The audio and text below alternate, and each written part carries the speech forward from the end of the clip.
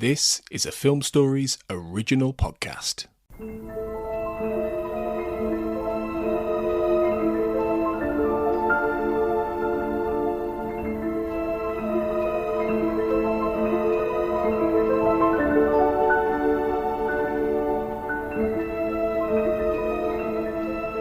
Hello and welcome to the Malick Hour, celebration of the life and work of American filmmaker Terrence Malick.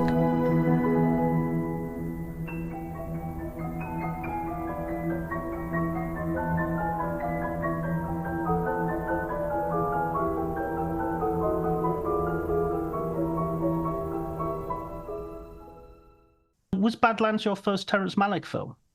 I think it was, yes. Yeah. It's certainly like the one that's had the biggest kind of impact on me. I was thinking before I spoke to you today, I was like, why did I nominate it? Why was I so keen to talk about Badlands? And it's just one of those films where I found it very difficult to do like top tens, top fives, all that kind of stuff, because it just changes so much. But I do know that like if I'm pressed, or if I kind of press myself to say like what is a perfect film, Badlands comes up for me as just like my definition of a perfect film, about which nothing can be improved, and which seems to have kind of arrived, as if from the sky.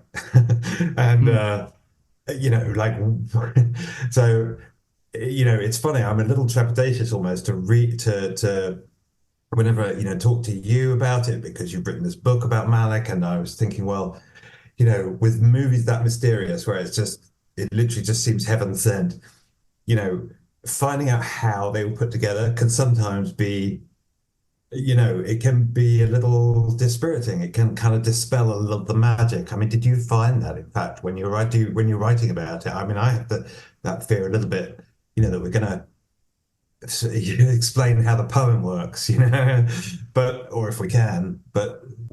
Did some of the mystery get explained when, writing the book about it? Did some of the mystery was it solved? Did it stay mysterious? Did it, do you go back to it now? Is it still feel the same movie? Like, do you see it differently? Absolutely. For me, when I'm watching it, I rewatched it for this podcast. And after a little gap, because obviously I finished the book almost a year ago now. So I rewatched it to refresh my memory, and it was like watching it again for the first time. And I think that's what these perfect films, as you say, that's exactly the quality that they maintain. And I think there are elements to its making, which you can sort of spot once it's that thing of you can't unsee this once you know. But remarkably, this film is resilient to that, and yeah. I don't feel in any way that I can see the strings, or I can see the bloopers, or I can see, because there don't seem to be any. I mean, I know there are some technical errors that they, that you get to see, like they didn't have enough light in a couple of the scenes. They weren't lighting it properly. And they had to fix that in post by, like, I think it's called pushing stops in the processing, in the development of the actual film. So it becomes overexposed, and that leads to a sort of grainy image, which is, but weirdly for us, having a graininess to the film is becoming something that you kind of like. So it's no bad thing at all. As a technician, you might look at it and go, "Oh, come on, that's so inconsistent." Yeah. And I think the other thing about the making of, in terms of Terrence Malick himself, is and this is a bit, maybe we'll talk about it later. As an overarching thing, is he is such a confounding and mysterious figure that. The more you find out about how he directed film, how he wrote it, how he produced it, how he did all these things, the mystery is still there. It's still remarkable. My favorite story about Badlands, and I know just a little, but not much about how it was made. But one story that really stuck in my head was, you know, Sissy Spacek, who plays Holly in the film, and I think maybe her third movie or something. It's very early on in her career, anyway. I think she'd done some films, but not many. And she was 22, and then in the middle of filming, some crew joined them from another movie. And she remembers thinking to herself, they're making another movie? Like, as if, as if there was only one film, the shock that there are other films out there. Like, and I really love that story because it tells you something of like him, and of course, as a leader, as a director, that's important. You make everybody feel like this is the most important story. There are no other stories going on. This is the one that needs to be told. But also, I think it kind of gets to like something of that sort of poetry of the film itself.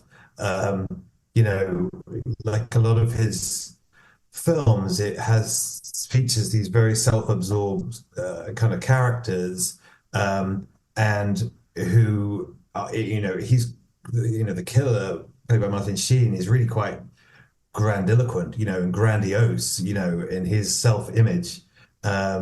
And there's this kind of constant contrast between the sort of the dreams that are sort of filling these kids' heads and then the kind of reality of what they're doing, which is killing people. Which is kind of, and the brilliance of the film is that it never really kind of acknowledges or seems to only fleetingly the sort of the stuff that everybody else is finding interesting about them, which is that they're killing people. From their point of view, it's this sort of love story, and that's how sort of Malick pursues it. And there's something sort of very lyrical about that and very psychotic about that. Like it's scary, that they're so amazingly detached from reality, but there's also this kind of lyricism to it. And so when Sissy Spacek says what they're making another movie, that to me is like almost what that movie is doing. It's conjuring for the audience the sense of like the absolute center of the world that these kids are to themselves, and it's really kind of, I can't think of many films that manage to sort of do that, it really just, yeah, it just seems. I mean, how did he wrote it himself, and yet he kind of gets under the skin of the thing. Okay, so the first thing that's kind of amazing about it, which all the listeners need to know about, is that this sense of this voiceover that they've written for themselves, like voiceover in movies, is not traditionally used the way that Malick uses it here. It's normally the kind of crutch of screenwriters who are trying to sort of jam in a bit of exposition about who shot who where, and that they didn't bother to dramatize. And here he's using it entirely differently in this kind of extremely expressive fashion to give voice to Holly and Kit's kind of internal crazy poetry. It doesn't advance the plot in any meaningful way. It's really just character detail about the insides of these two people. And, you listen to it and it's just beautiful because they're expressing themselves, as undereducated, inarticulate kind of folks from Montana would express themselves, which is to say in cliches, in kind of dime store kind of cliches, that sound like they've just come from like a comic book or, like they're, and you think about how hard it must have been to get that quality across without itself tipping into cliche. In other words, he's capturing the way these people think, and they think in kind of comic strips almost, and he thinks he's James Dean, and she thinks he's on this great romance, and and yet somehow he makes it indicative of their thinking, not his as a writer. You know what I mean? Yeah. And it's sort of like it's an amazing bit of writing. Like I just can't get over like how stunning that achievement is to write these interior monologues for these people expressing themselves in cliches in a way that is not itself cliche, but just lyrical and I still, when you listen to it, it's just such those interior monologues are just so oddball and and weird and lovely, and But I think that's the interesting thing is it does the opposite of the expositional voiceover that you were saying earlier, as you were saying earlier. It yeah, actually creates more obscurity. It becomes more translucent.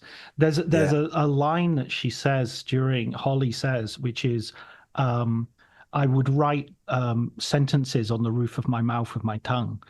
And it's just like it's like what you're saying becomes this secret. You've got this secret, Yeah, yeah, yeah, even to Kit, even you have this interiority which is yeah, so self-absorbed, so yeah, solipsistic.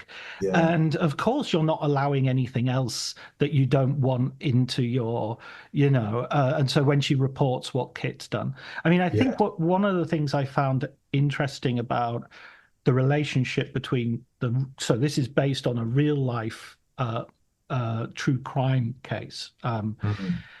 which happened around about the time Terrence Malick was in school. He was at St. Stephen's, where he was a boarding school, Hmm. which had only recently become co-educational. I think actually the second year he was there, it became co-educational, so girls were coming as well, and it was in the hills above Austin. And in a very isolated setting. And the newspapers arrived with this news with these teenagers who had sort of lit out for the territories with Hmm. and there was a series of murders happening, and it was all taking place in January of one year. Charles Starkweather was the murderer whose Kit's based on.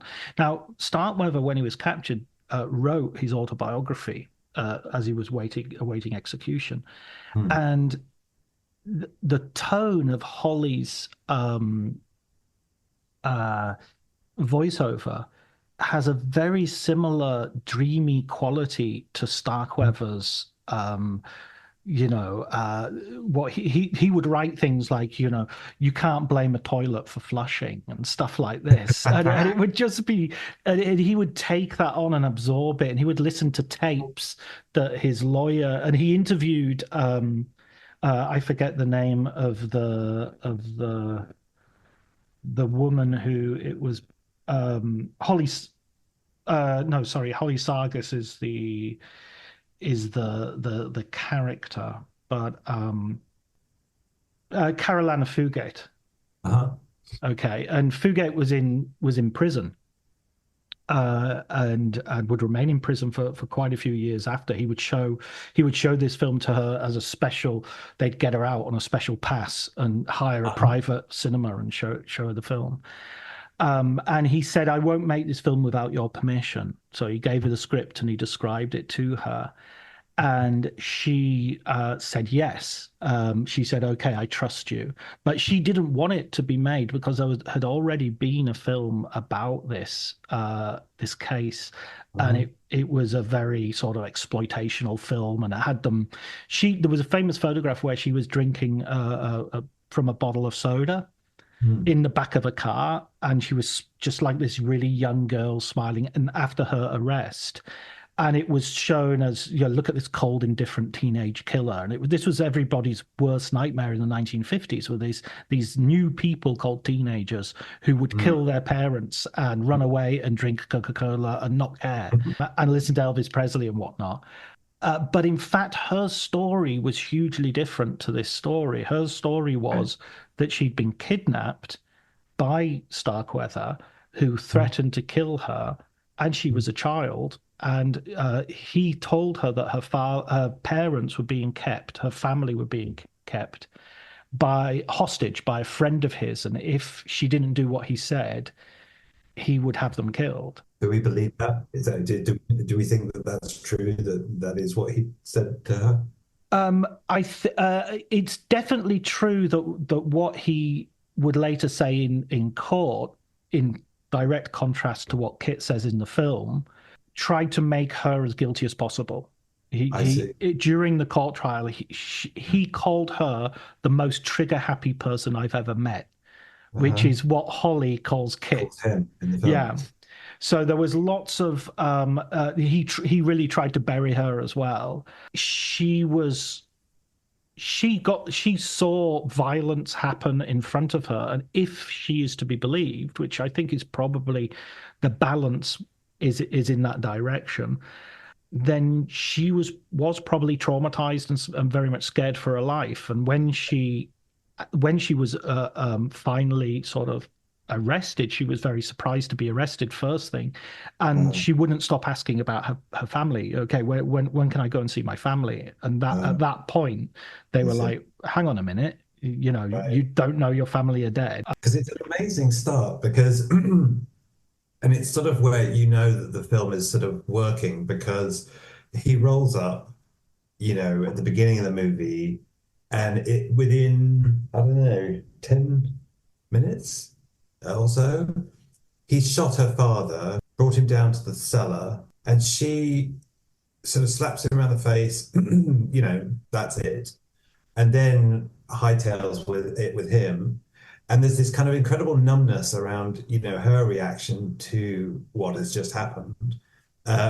It's kind of in the film, I guess it's justified because we just seen her father shoot her dog, which actually does register quite heavily, as much anyway as the people that get shot. And dump it in the river. And dump it in the river. So there's this and I imagine Malick being a kind of an animal lover. It's a sort of, they're weighted, it's equal significance. And so that's the justification. And weirdly, it is in movie terms, that does then justify her kind of indifference to her father being killed and hightailing it with him. But you do get the sense of almost like this American malaise, like that kind of what allows her to do that, is the same numbness that is sort of instilled in her growing up where she's growing up in the time that she's growing up. It reminds me a lot of some of Joan Didion's stuff and the way kind of like that sort of boredom that kind of in which kind of murders are brewed, and but you just totally do. You accept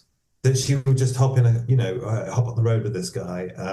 And it's at that point really that's when the film's spell is definitely already cast at this point, because if you go with her on that, and if you go on that journey with them, then the film is absolutely working, and he's successfully, cast his spell. But it's sort of, so did he use bits of Starkweather's writing in the writing of the script? Did he sort of drop in bits that he, from the actual case? Well, I mean, that line is definitely sort of, but I think that slipperiness of I'm going to take something from Starkweather and put it and give it to Holly. Yeah. It also is in terms of doing the same thing with his autobiography and some of the tapes that he left that he would listen to as inspiration, and he would pour over the trial transcripts and whatnot and research it. Yeah. I mean, he said that he'd absorbed this and it was very much about Texas for him, because he felt that violence in Texas, I know it's not, it's set elsewhere, but he said in an interview that Texas was a place where violence could just happen at any moment. And it was just and he said that people he met, and he used these really strong terms, you could meet someone who was absolutely evil and you knew they were evil, but they were also very charming at the same time. And there was no way of really absorbing that one did not disqualify the other. There's a little bit of a debate in terms of, I've talked to different people, and one person told me that I think it was Billy Weber, his editor, who edited Badlands and then went on to edit Days of Heaven and Thin Red Line as well. He told me that when he turned up at the AFI, which was the very first year of the conservatory of the American Film Institute, the class also had Caleb Deschanel and Paul Schrader. It was an amazing inaugural class. And he went for an interview, and he handed over the script of Badlands and said, I want you to show me how to film this. The guy who was supposed to be teaching screenwriting said, well, if you've already written this, what can we possibly teach you? What if you're already so far ahead of us. And he shouted karate and slammed his hand down on the desk. So, which is like sort of very typical of a kind of Malickian sort of horseplay sense of humor that he has, yeah, that's fun. which which you don't necessarily suspect from his films, but Yeah, is yeah, that's definitely fun. there, you know.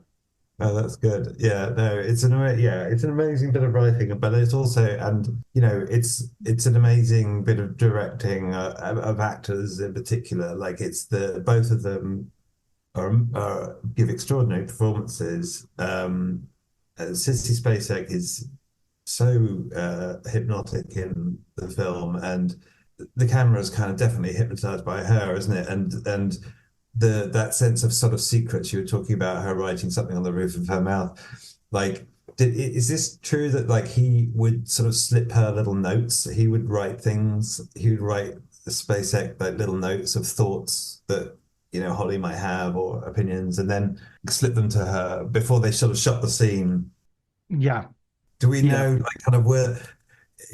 Presumably it wasn't the actual script itself, which he would have read already, but just little addendum, like little spring. It's almost like a kind of love letter. It's like a little secret that he's hatching with his actress. It's lovely. Yeah, that absolutely did happen, and it's really weird because it's really funny because as his career goes on, it will almost be like the script will be left at home entirely, and it will all be the little notes, So as you get on to the not necessarily, well, even sort of Tree of Life is fully scripted, but by the time you get to the Wonder, Knight of Cups, and Song to Song, there is a rumor of a script.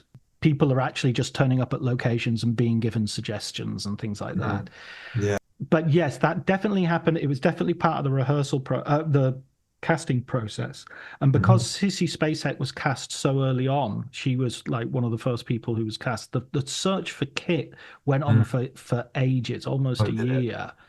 And he saw everyone from De Niro to Don Johnson was very close to being cast. He really liked Don Johnson. He really liked Peter Fonda. Those were two characters. I think in the end it was between those three, Martin Sheen, Don Johnson. But Paul Williams, who was a producer on the film, along with Ed Pressman, he said, Malick, this is your first film. You want an actor who you don't necessarily have to direct.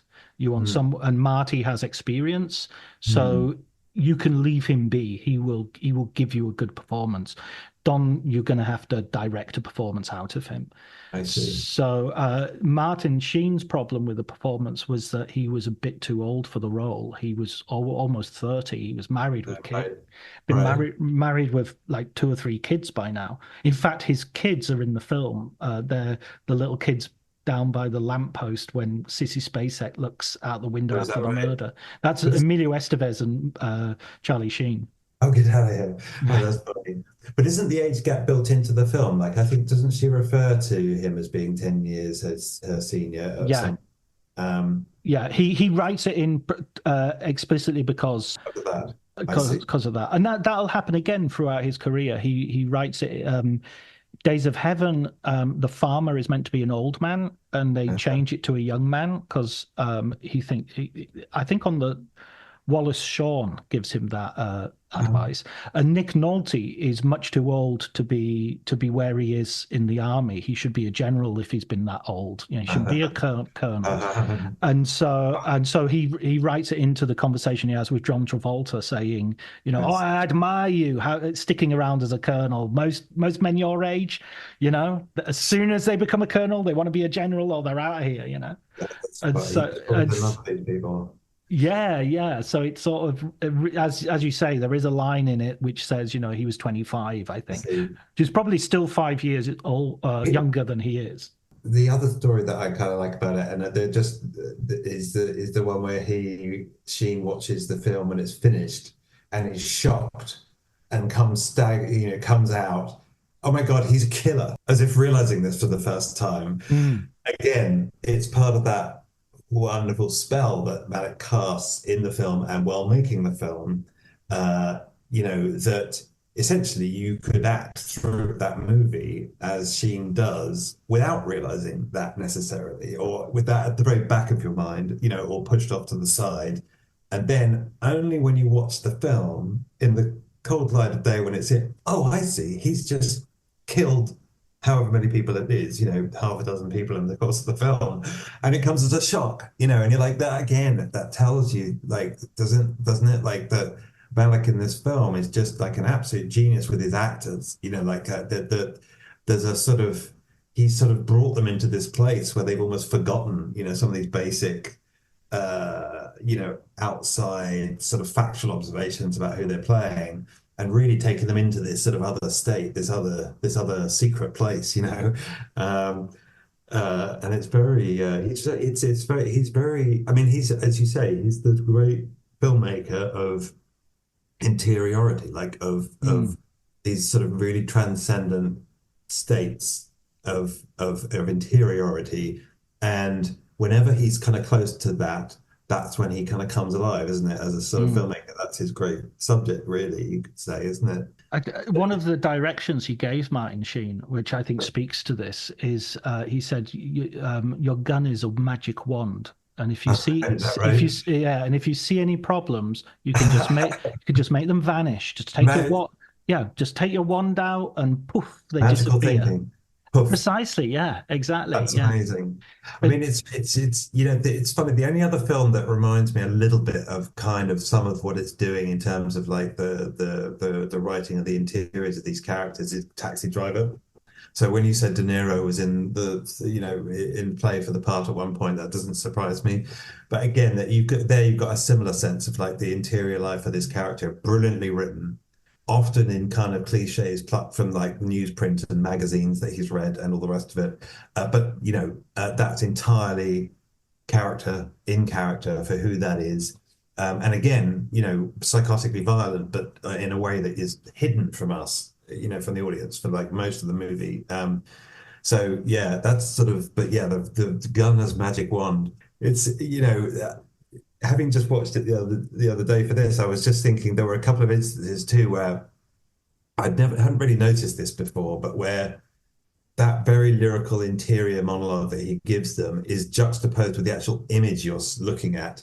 So I think when she's first describing falling in love in these kind of, teen heartthrob kind of cliched ways, oh yes, we fell in love. The image you're looking at is of these cattle being ranched and these steel rods being shoved into their mouth. It's this, it's not a slaughterhouse, but it might almost be, and then later on when she's talking about like, well, Kit told me to admire the scenery, and you're like, they're in the middle of a chase. They're being chased across the frigging landscape, whose scenery we're being asked to admire.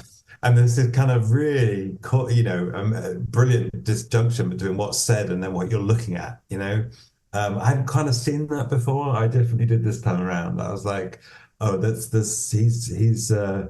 he's really on, I guess, the distance between their interiors and their exteriors, Even that in terms of that car chase as well, which I'm always surprised when I watch that about how brilliant a car chase it is, because that's not something you expect from Terrence Malick. It's not like, it's not well known for his car chases, and this isn't. They didn't have enough money for a second unit to be. Oh, is that right? To be sort of going off and doing this on their own. He was in the who was it? Jack Fisk told me a story of him strapping himself to, like, they took the hood off the car, strapped him in, and he wore a football helmet, and he had the camera, and he was operating the camera as they drove through these fields. And it being a Malick film, they were doing this until the light was failing, and at one point somebody had to say, look, stop, and they just stopped. And when they got out and he unstrapped, they found they were just on the edge of a ditch, and if they'd gone a little bit further, they would have just gone straight into this ditch, which they couldn't see in the magic hour. But in terms of that sort of unreliability of what they're saying, the world they're living, and the disjunction between that and the real world, even that car chase, the reason it finishes is Martin Sheen's Kit gets out of the car and shoots his own tires so that he can be, it's sort of like, if you guys aren't going to capture me, I guess I'm going to have to capture myself, the idea that he doesn't actually want to get away. He wants to, he wants to have, it's time for my last act now, That's right. And again, that's such an interesting bit of kind of character observation, isn't it? Just at that point, there's something very throughout the film, self-negating. Like he sort of will say things like when he's talking to her father and saying, she could come with me, and if she gets sick of me, she could always hightail it off. I wouldn't mind, he says. Yeah. He said, I wouldn't mind. She could do that.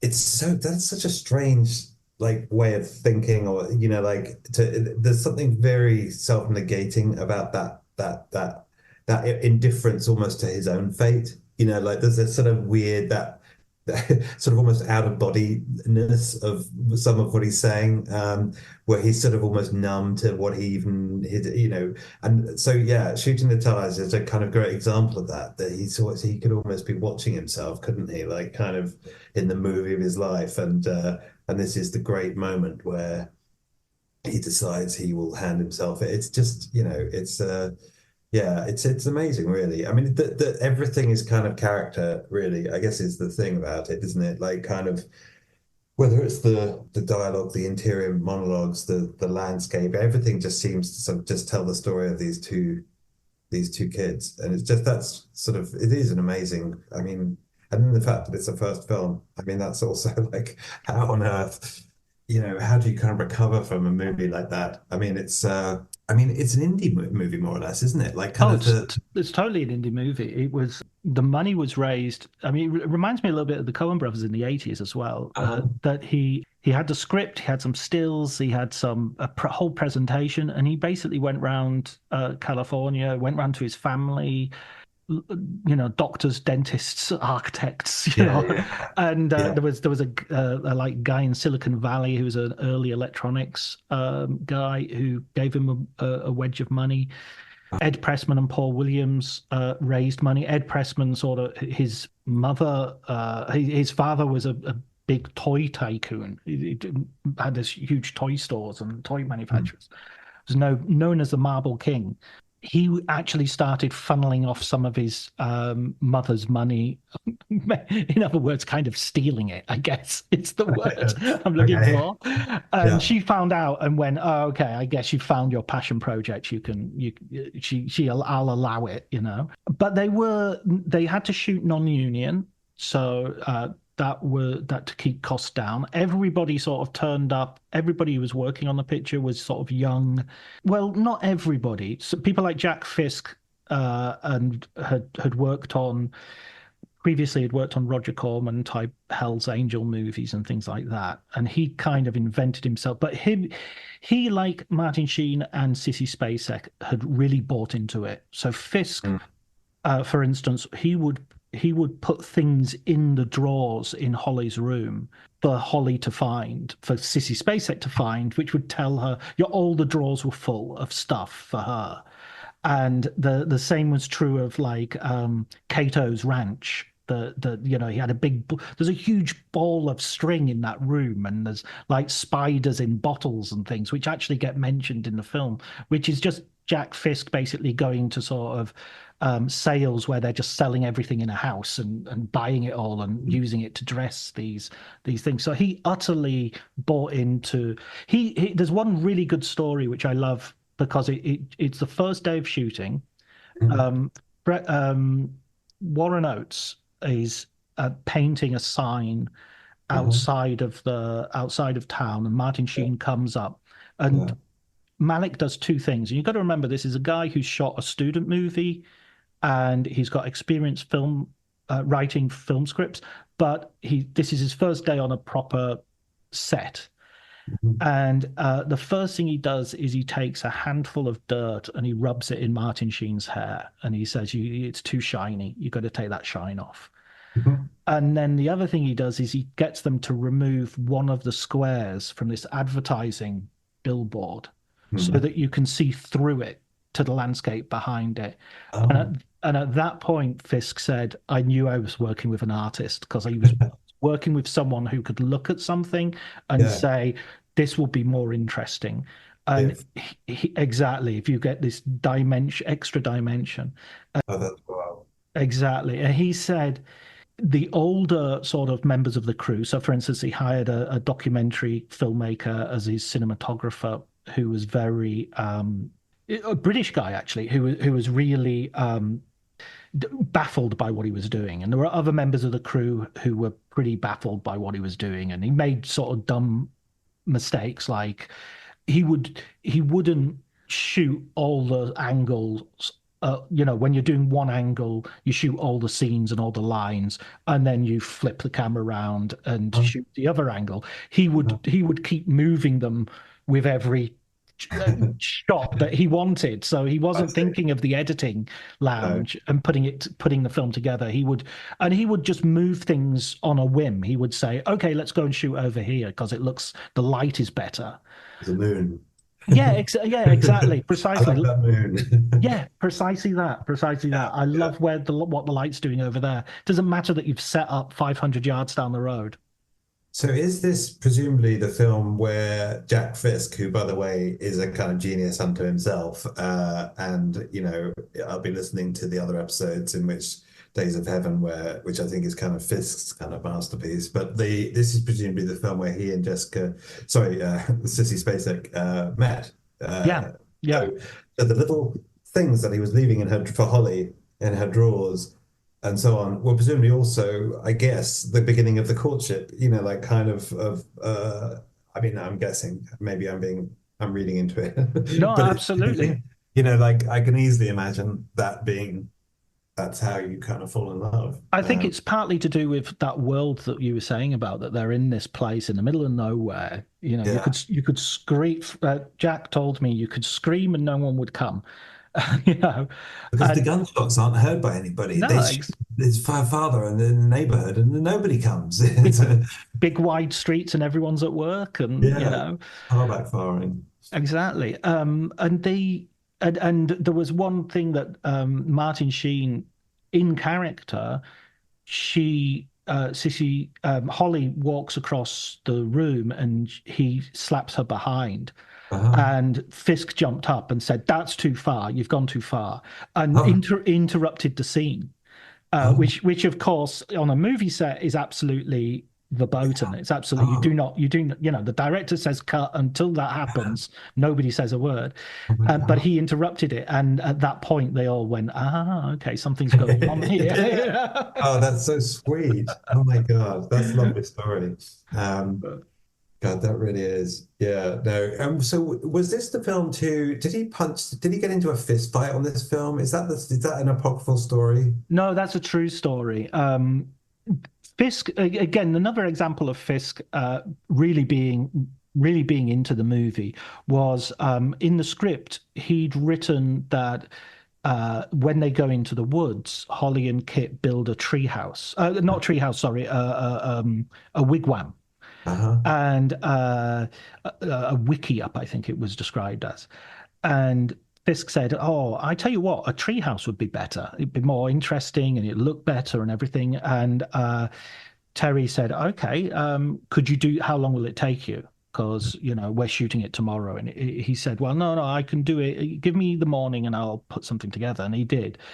While they're doing this, you've got to remember that the money is very tight. It's really hard to, basically, Terrence Malick's wife is making food and sandwiches for everybody, and everything is going on like that.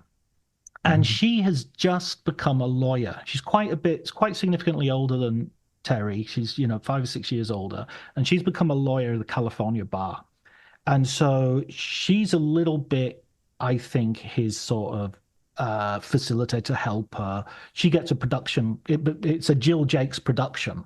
Which he gives her that as a thank you for helping him, essentially. Lou Stoller, who's basically Ed Pressman's sort of eyes and ears on the ground to make sure the money isn't just disappearing, and to keep this young first-time director in check, is very abrasive and basically doesn't have any respect for Terry, and is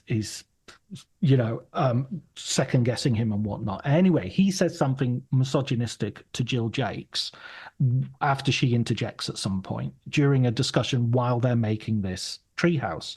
According to Martin Sheen, There's not even a second of hesitation. Just all of a sudden, Malick is on top of him. The guy's on the ground, and he's wailing absolutely walloping this guy. And these are two big guys, and they're just going at it. There's no. And Sheen has sort of said, maybe it'd be better if, a few directors were willing to sort of jump in to defend, the people on their crew and their vision. It's a great story because I think because of Malick and because of the films he makes, and I think you definitely have this sense of this kind of very, very refined man who is the sort of philosopher king of American cinema, and the story in which he kind of basically gets into kind of fisticuffs, it sort of belongs to a much older era almost. It's sort of John Huston or something. It's like it's almost reassuringly old-fashioned in the sense of like of somebody just literally going out there and sort of fighting for their baby, to get this thing across the finishing line. And I think, but it just shows you, doesn't it, like that's exactly what it is, his baby, and how much he would do to defend it. It's very shocking. It's both shocking and sort of amusing, but also kind of revealing too. And there's a gentleman in it, isn't there? Like it's sort of misogynistic comments, and he's sort of stepping into that's unacceptable. That's he comes out of it strangely well. Not that there's violence is the answer, kids. Except when it is. I mean, I think that there's no necessary contradiction between that and the Philosopher King, definitely. There is a sense, I think there's a sense in sort of the way Malick is, I wouldn't even say characterized, but sort of parodied. That he is this sort of wistful, sort of picking flowers and gazing at the sun. And I think I think if you watch any of his films, there's a real skeleton of titanium skeleton to them. And there's a real sense of tough. You have to look at things in the face.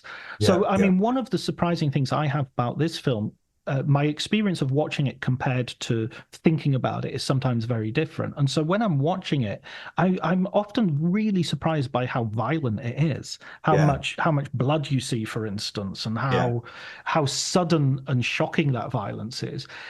Partly because of that effect that you talk about, the disassociation, the alienation. I mean, this film has a really interesting depiction of psychopathy that these aren't raving maniacs. Absolutely. They're not pretending even to be angry or upset. I mean, there's one scene of Martin Sheen walking around like what looks like a container in the middle of a field, and he's just sort of going into a little spasm of tantrum.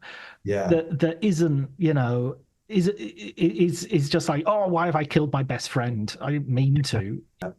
I completely agree with that. I mean, and it tells you, so it's something very interesting about cinema, isn't it? That sort of because you're absolutely right. I mean, it's a portrait of psychopathology of a certain kind, and it's such a genius idea to realize that there was in that disjunction between interior and exterior, which is kind of the definition of a psychopath, or one definition of a psychopath, there is in that sort of the opportunity for this very sort of cinematic lyricism to kind of just literally flower and bloom. That's the kind of the bet he makes when he sort of makes the movie, and which sort of pays off so wonderfully.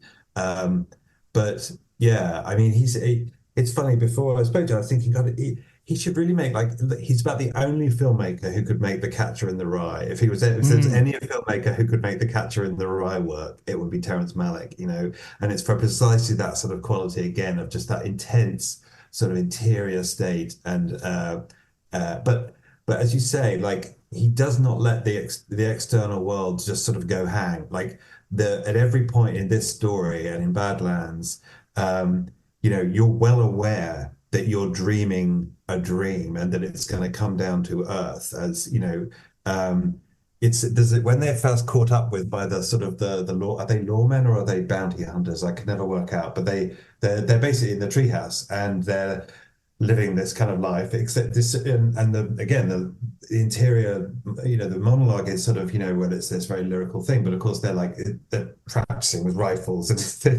there's this sort of survivalist sort of feel to it. He's like running hard. He looks like Rambo.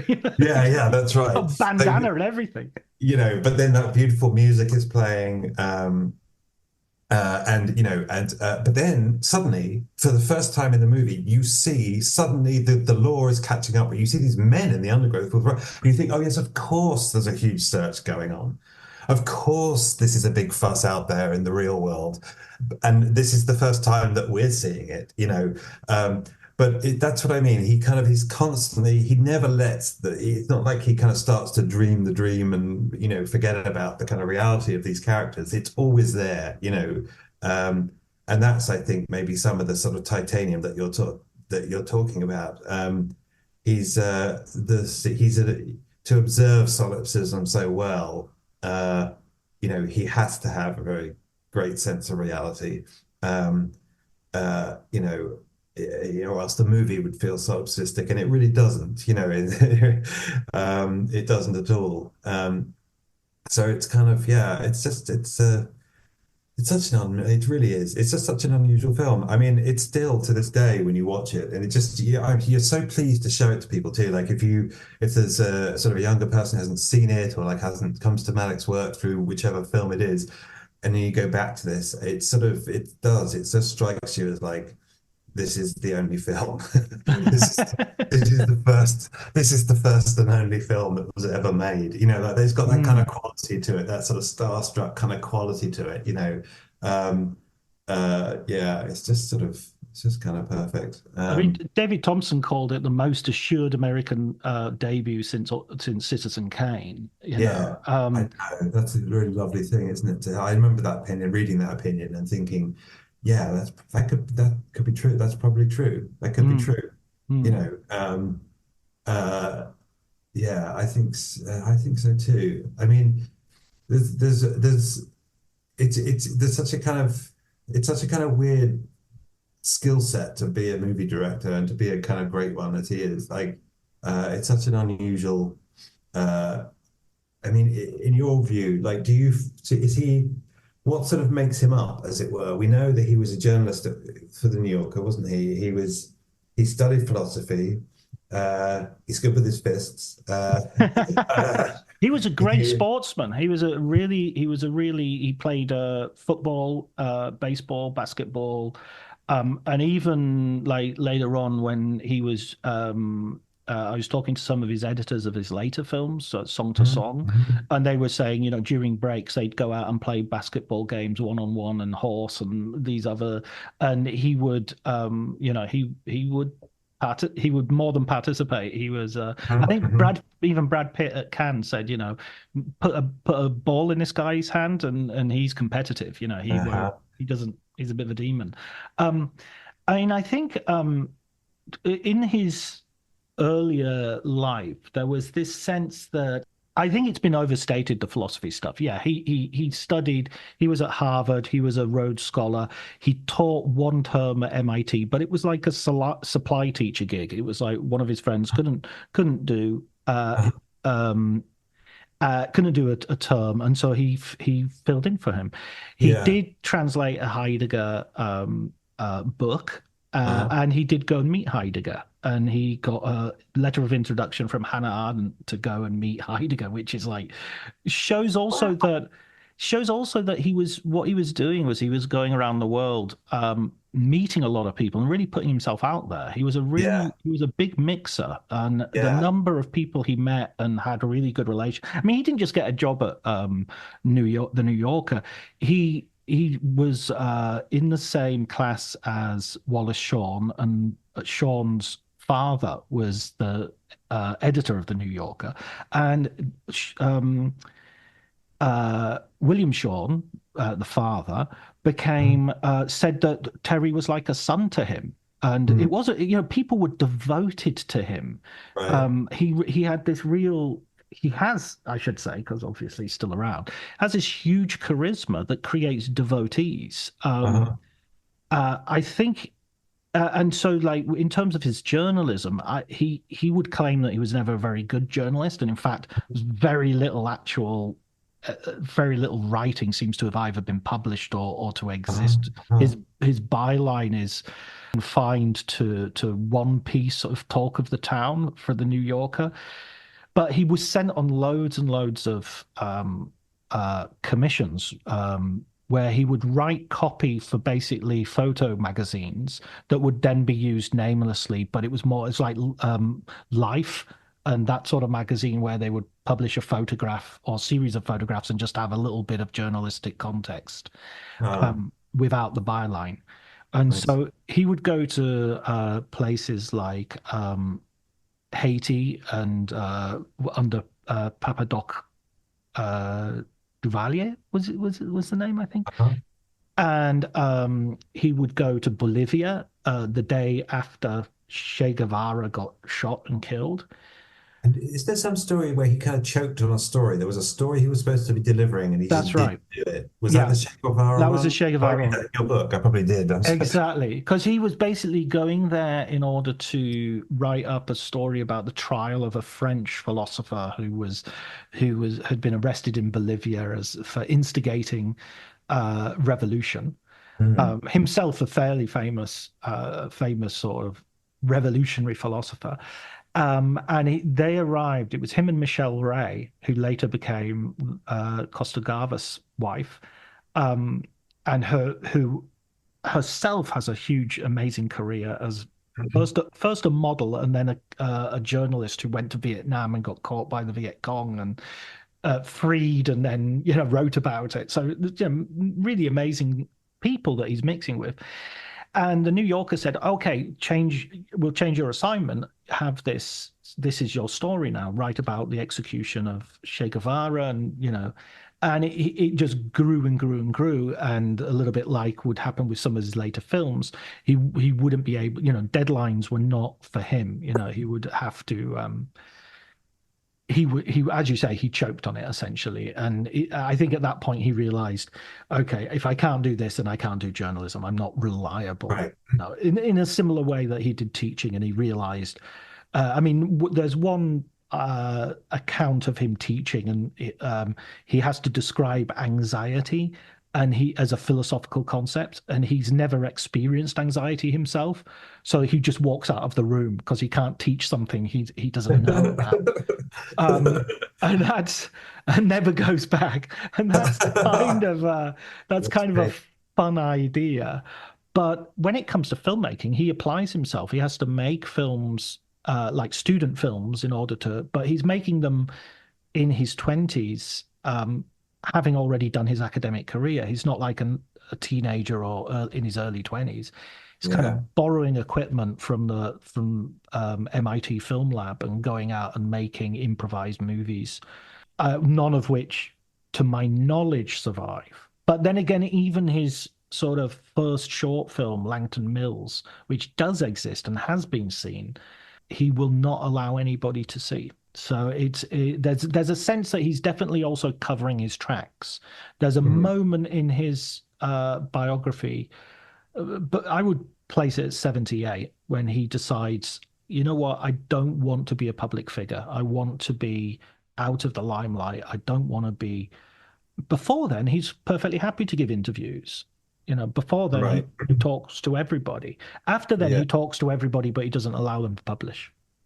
Well, the thing that comes to mind is just sort of how, unlike the kind of the journey to filmmaking that so many other filmmakers today do have. I mean, so many of them are sort of trained on sort of the movies almost from the word go. And what's kind of interesting is that he spends all these other years sort of just really just going out into the world in the footsteps of Che Guevara, going to, speak to Heidegger.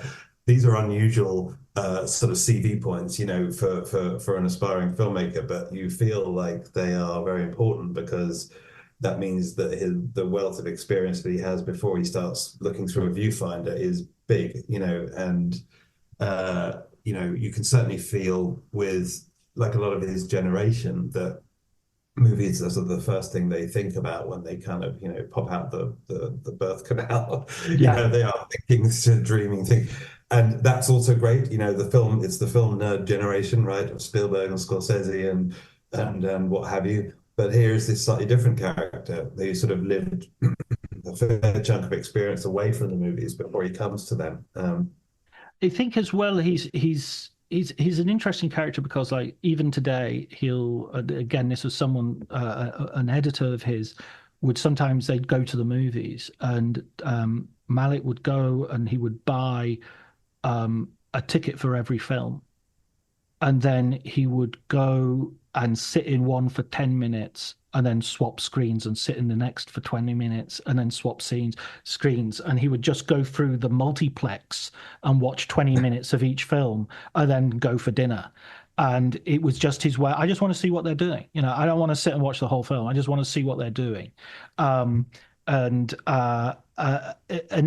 then if a film hits him, he will get in touch with a filmmaker and he will phone the filmmaker out of the blue or write a letter and be very effusive in his praise. And just based on that 20 minutes, or he'll watch the whole thing? Oh no, he'll watch if he's watching something and it's like, oh, this is amazing, he'll stay through the whole thing, and or he'll go and watch it again or whatever, and then he'll, I mean, there's people like Scorsese who I think they have a very back and forth relationship. I think Scorsese arranges to have screenings of his films for Malick and probably vice versa.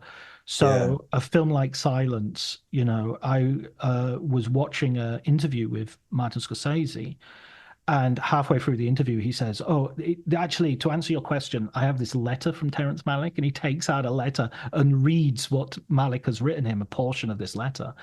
And I found that really interesting that there's this sense of mutual respect and work between these people who obviously have, I mean, obviously they're I think Scorsese and Malick are two religious filmmakers in both senses of that word. Right, that's very true. That's very true. We're both Christian in a different way. It's that brings to mind actually the story too that Ben Affleck told me about the ending of Good Will Hunting. And now the thing that you'll have to refresh my memory on is the connection between Affleck and Malick to begin with. Do we know what that is? Yeah, Malick's really good friends with a guy. I forget the guy's name. It's in the book. But he's basically Ben Affleck's godfather. Right. And so he knows the Afflecks. He knew the Afflecks when they were kids, Casey and Ben, and I think they've got some siblings as well. So when Affleck and Damon were, well, this is I used you as a source on this. Oh, yeah, good. Yeah, well, you tell the story because you. Well, no, I mean they were just stuck for how to end the Good Will Hunting. They'd sort of written their way all around this story, and they were out to dinner with Terrence Malick, and he said, all you have to do is just have him leave town. Antonioni ends his movies that way. This is how you end the movie. This very elliptical, I mean, it's beautifully done the way that Gus Van Sant does it, because he shows, Will's departure from every point of view of all the other characters except Will. So in the Hollywood movie, what's happening is he's gone to look up Minnie Driver, right? So it's the ending of The Graduate. The Hollywood movie is he runs to her campus and he says, "Let's go." I mean, and then they run off together. But what he says instead is like, no. Just the fact that he gets out of Boston is the important fact here. And because there's something about the way that city is kind of characterized in that film, the difficulty of escaping, for a bright kid to kind of elevate himself or get out without being thought snobbish is the great dilemma of Will's hunting in the movie, right? Yeah. He would rather sort of fail honorably than succeed and be thought too big for himself, So how does a bright kid like Will get out of Boston is very much like the big struggle of the film. And so we see like Will's departure as witnessed by all the other characters. So from Casey Affleck's point of view, means he gets to ride in the front seat. He hops into the front seat next to Ben, and then off they go. For Robin Williams, psychiatrist, he kind of, gets the note, and it's gone to see about a girl, and that's the ending of it. But yeah, so just Malick's idea, brilliantly kind of put in place by enacted by Affleck and Damon and Gus Van Sant together. But yeah, and it is remarkable. I love that. I think it's one of my favorite endings of any movie in the 90s. It's just like, it's because it's so elliptical. It's like you don't see the thing that is essentially it's about, which is sort of Will going off to see Minnie, and instead it's just the effects on everybody else. So yeah, just a grand, a lovely. So yeah, he's got narrative sense, even if in his own movies he chooses to kind of then move beyond above and what a narrative. But yeah, his sense of story is clearly excellent. But I think the thing with his movies is he's interested in other things, and when it comes, so I mean, very specifically light and transcendence, and how he can achieve that, and how he can sort of, we use the word immersive way too often now in our critical discussions, but he genuinely wants to put you in the Second World War, or to put you in Jamestown in a way which is not just you're just watching a theatrical thing which happens and this is the setting. He wants you to be actually in the grass with the soldiers. Yeah. And to some degree that also starts with Badlands, but Badlands does have a story, and that story is very rigorous. It's just that the story isn't. I mean, in a way, the thing about Badlands is there's a cliched movie to be made. In fact, there was a cliched movie made, and there has been a cliched movie made afterwards in sort of True Romance, which is very, very much takes as its inspiration Badlands. It's just a fine movie to some degree, but that idea of lovers on the lam, and they drive by night, and thieves like us, the Robert Altman movie.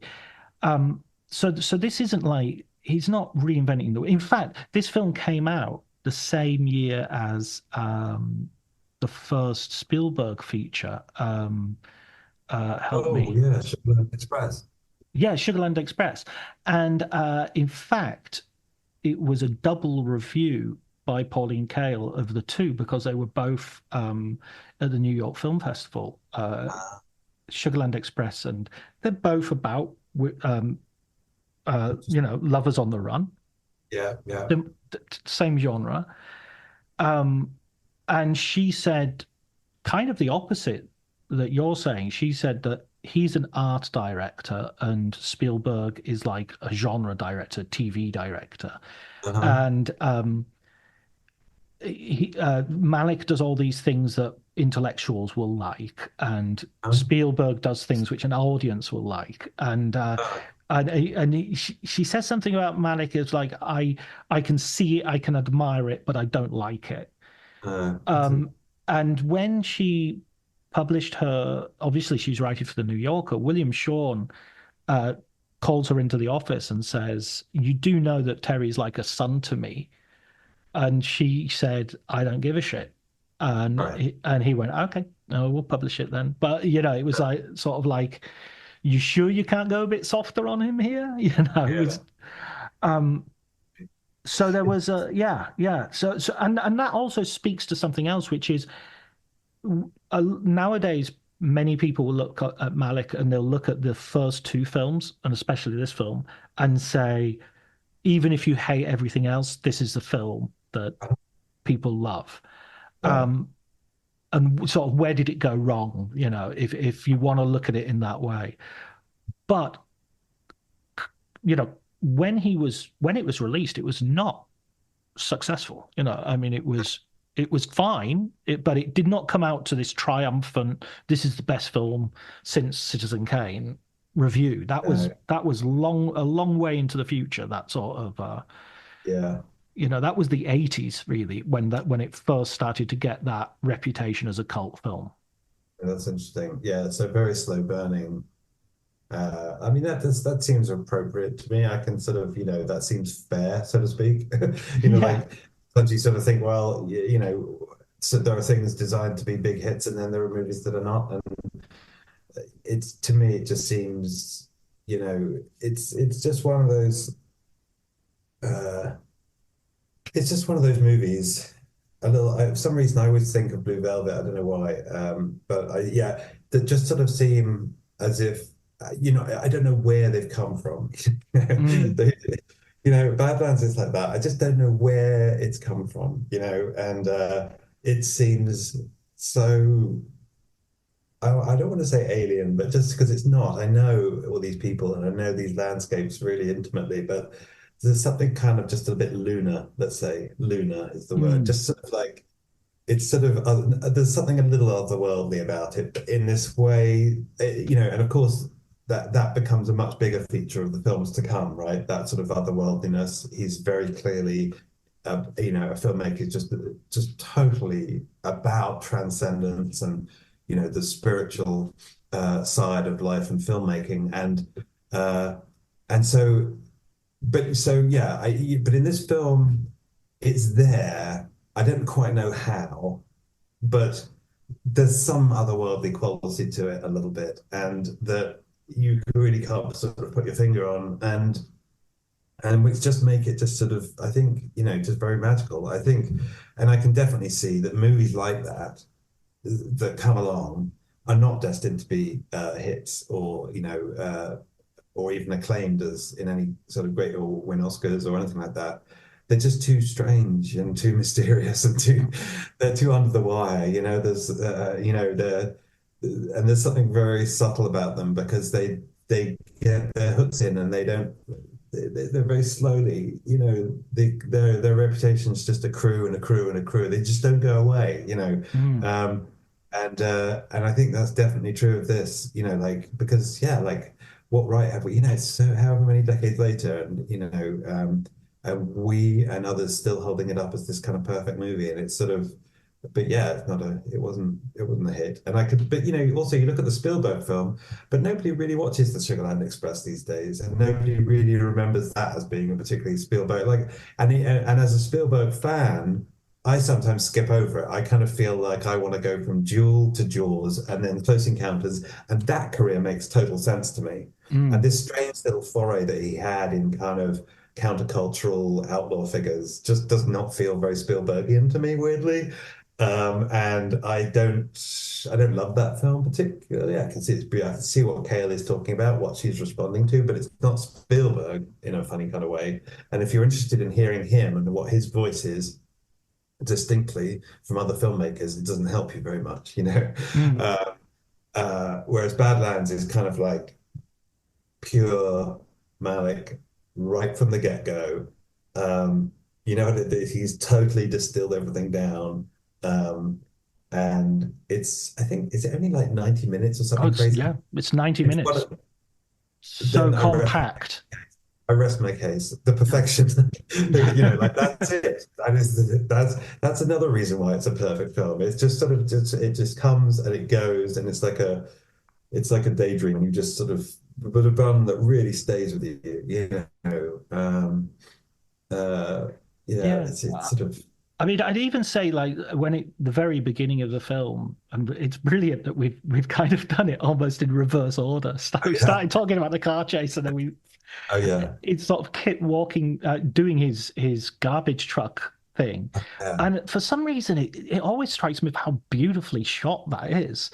And he's talking to his workmate about I'll give you $1 if you eat that dead dog, and it's just like, well, what are you talking about? And then he just says, I've thrown enough trash today, and walks off. And it's like it's not, and he gets fired like the next time you see him, he's being fired by the old guy. Do you hear the news, Kit? You got fired. Yeah, that's it. And you can tell that, you can tell right from the get-go that this kid is trouble. And it's not because he's, I mean, I guess the offer about the big dog is definitely strange, but it's not threatening.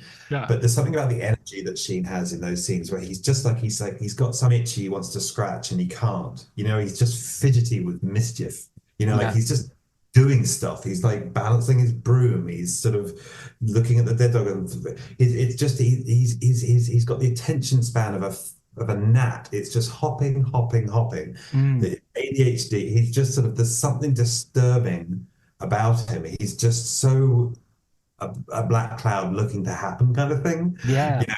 But at the same time, he's just kind of got this Huck Finish sort of demeanor. It definitely, but it does. He gets you from the get-go too. I mean, it's great. Beginning of this movie is very underrated, but it is a great beginning, and then of course, and then you meet Sissy, and then that she quickly sort of you disappear into her head so completely too.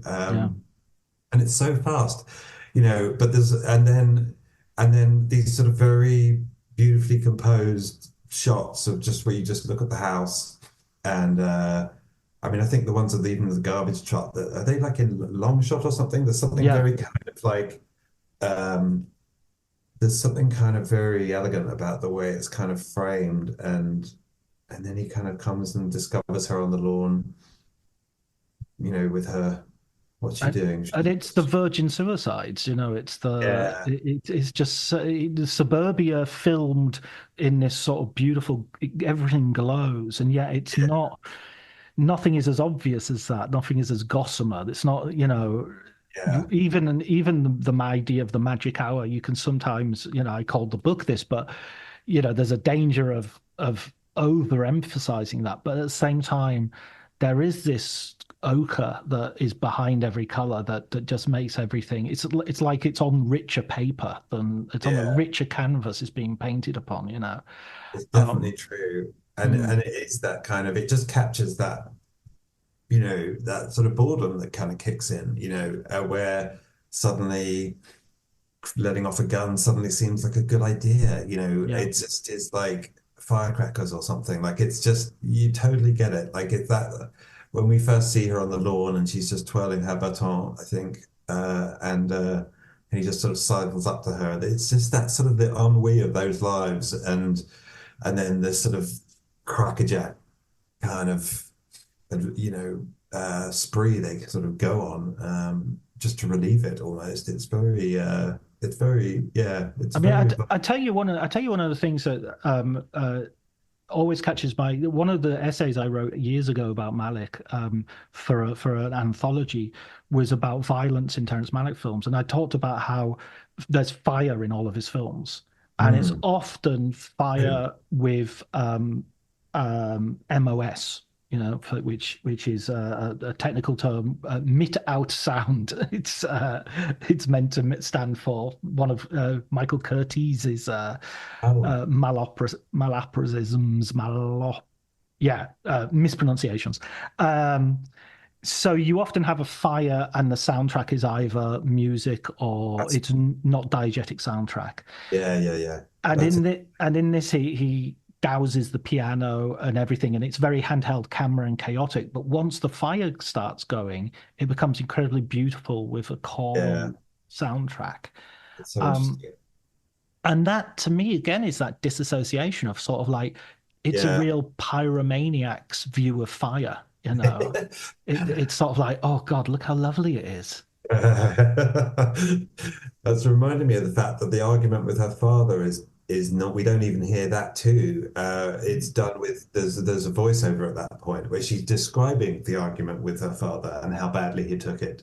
But you're seeing him there and you can see his mouth going, and you think, well, that's probably how it sounds to her. Like a cartoon character, whack, whack, whack, whack, whack. Like it's just sort of, they're like fishbowl. It's like people seen through a fishbowl or something. And yeah, who knew that like looking at the world through the eyes of a psychopath could be so beautiful. Yeah, yeah, That's yeah. that's the movie. Uh, And of course, this is the film that we have Malick appear in. He has that's two right. he has two roles in this. He's the famous detective from Boston, who is seen in the news footage, which is shown, which is again Uh, is another I moment where Holly's voiceover and is going and we see outside, we see the outside world and uh-huh. how they are perceiving this via, we see children being escorted to school with sort of National Guardsmen and things like that. Uh-huh. And you see a famous detective from Boston sort of pointing to something, and that's Malick in a raincoat and a hat. And it's a very obvious sort of like Hitchcockian Sure. look at me, the director, appearing in this as this famous detective. But then a more improvised moment, if records are to be believed, and if Malick himself is to be believed, is that an actor didn't show up when they were supposed to have a visitor at the rich man's house. So he had to put on the Oh, costume is that right? and do it himself. I don't believe that. Yeah. Malick has a habit of having actors not turn up and then take on the part himself, which happens too free. It happens in the short film Lantern Mills as well. Really. And to They're me, 5 minutes late. I better step in, yeah, exactly, yeah. He just doesn't seem to be particularly reluctant about appearing on camera until after the 70s, after I think, 78. yeah, it's a good performance. It's absolutely fine. It's Yeah, absolutely fine. And you get that soft Texas accent, yeah, yeah, and yeah, yeah. he's huge compared to Martin Sheen. Martin Sheen is on the Oh, yeah, top step, and he is on the like at the bottom, and really. he's still taller than Sheen. That's funny. And then Sheen's like, okay, I've got to go inside now. Yeah, You're everybody's like, got the flu. nothing suspicious here. Like, And then he drops the note into the vase as if that's yeah, like, that's I'm right. covering my tracks. Yeah, that's so funny. I think he takes a handkerchief out at the last minute and wipes the doorknob, and I think that's always like, Oh, really? That's You've seen that on Columbo or something. yeah, Yeah, exactly. that's funny. Well, listen, Tom, I think perfection is as good as we can get in terms of a summary. Is there anything else you'd like to say or ask before we wrap this up? Yeah, I mean, I don't know. Do you think it's his best film? I mean, I think this is when there are real artists like Kubrick or Billy Wilder, the Coen brothers. I find it really difficult. Whatever film I'm watching is the best film, of the five or six masterpieces that those Uh, kind of filmmakers have made. So yeah, it's definitely one of his best films, yeah, if that if that. But I think this Days of Heaven, Thin Red yeah, Line, and Tree of Life sort of yeah, rotate in my estimation. Probably with the New World yeah. also That's in the yeah, I agree mix, with that you definitely. know. Yeah, I agree with that totally. Yeah, I mean, I don't know whether I'm too much of a kind of Kaleite or something, but I have a real soft spot for like films made by a filmmaker in the full ignorance of like who they are going to turn out to be, if you know Mm, what I mean.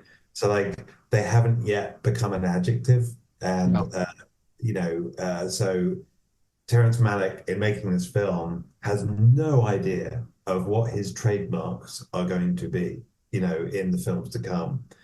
Um, and and so there's a kind of an innocence to it, I find. And this is something that I see in other filmmakers too. And I kind of like their early films for the same reason. And it's not necessarily maybe because they're the best, but because they're the most innocent of like the kind of persona of the director. And when you have directors as intelligent and as sensitive and as people like kind of Malick making movies, even the sort of self-consciousness, the knowledge of what you have done and what people expect or kind of what you're good at is detectable somehow. I just firmly believe that once they figure out what Malickian is, it's very hard to unknow that. Like and that knowledge somehow seeps into the movie. And some people like that, and they like that quality of like, oh yeah, this is Lynch doing Lynch, and they look out for the Lynchian, and they're exactly happy when they find it. I kind of, for some reason, I just really like it when they don't have a clue. I really like the films where like David Lynch has no idea who he is, so to speak, but he is totally putting it all down for the first time. And I kind of feel that about Badlands. I feel like kind of, he's totally putting himself down. It's wholly his film, but he does not know yet kind of, who Terrence Malick is or what people are going to mean by that, when they talk about Terrence Malick film. And of course, that's unrepeatable. I totally see. How on earth can somebody repeat that later? So I get it. It's a slightly kind of loaded sort of way of estimating a movie, but for better or worse, is something that I love, and I do love that about Badlands. So it does go with the Orson Welles maxim as well of starting at the top. I mean, he really is here as a complete artist, and there's nothing in this film you could point at and say he would learn not to do that later. There's absolutely nothing in this That's film. what I mean. You know what I mean? There's nothing in here you'd say. Of course, he hasn't quite worked out how to use music yet, or he hasn't quite worked out how to direct actors. No, that's exactly right. Everything in this, editing. He was in the room editing this with Billy Weber, side by side. It's like somebody landing on the moon, like on their first attempt or something like that. It's just like, okay, and getting all the million and one things that needed to go right. And this is where I would push against the idea of the sort of dreamy Malick who doesn't quite know, and the airy philosophy. Nobody produces, finances, directs, writes, and has a small role in a film and edits. And then has a hand in distributing, because of distribution he needs to push at as well. No one does all of that and is some sort of otherly creature, superficial, not quite there. He knew how to do this. I mean, he's that too. He's the poet and he's the bruiser. Those two things. And sometimes it can be so confounding to think of them in the same person. And I think that Malick is confounding in that way. There are all these different people. Like, I'm not used to, the poets being good with their fists. I'm not used to the movie makers who are also these sort of lyrical. It's sometimes it's hard to think of them in the same frame. A little bit. I'll give you one last. I'll give you one last example. Right? How many film directors recently have announced their retirement and then gone back to making movies? Right? Soderbergh. Tarantino's about to. I don't believe a word of it. There's another couple of filmmakers that have said they're not going to make any more films, and then actually they're going to make one more film or two more films. Malick decides not to give another interview in 1978. That's that. That's it. He's done. Imagine the amount of pressure he has had to do an interview or do a junket or give, I mean, not just from the press, but from the studio. Okay, we'll finance this, but you're going to have to do some publicity this time round. And he hasn't done any. I mean, that's not somebody who is a pushover or is a dreamer who doesn't. That's somebody with an iron will that absolutely knows what he wants. And who isn't tempted by vanity, who isn't tempted by, well, maybe now I've saved it up, I'm going to spend it on this brilliant biography John Bleasdale is writing. But that's the religious aspect of him, I think. You have to be really marvelous at sort of like that he's in that sense, he's got that kind of ascetic kind of temperament, like that. And it does take an amazing discipline. And it's just premised on the fact that this world is not all there is. Genuinely believe it is. You're going to be like doing victory laps every time. I think that's really what the core belief underneath all of it. So yeah, no, it does take I mean, yeah, you just have to look at the sort of religious temperament in its, as in individuals and realize that like actually it is an extremely strong sort of one. It's not a sort of a dreamy refuge at all.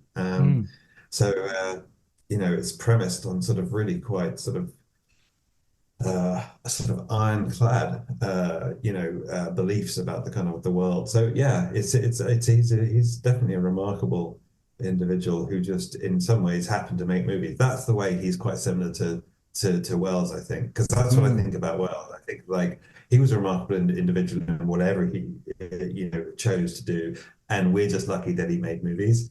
Like I kind of feel the same way about Terrence Malick. He could have done many, many other different careers and excelled in them. And as a movie fan, we're lucky that he chose movies, but he could easily have not. And it's not often you really feel that as a plus point, like, oh, because that might come across as ambivalence, or it might come across as like, well, you're not my first pick, or, all these sort of things. We like to think of our directors as committed and they're 100% in. But you know what? It's actually sometimes these guys who are 1 foot half out of the circle, so to speak, who are the guys who are really, really good at it. So there we are. Yeah. Ambivalence. Let's hear it from ambivalence. Thank you so much, Tom. It's been an absolute pleasure talking to you. I can't wait to hear the rest of the series.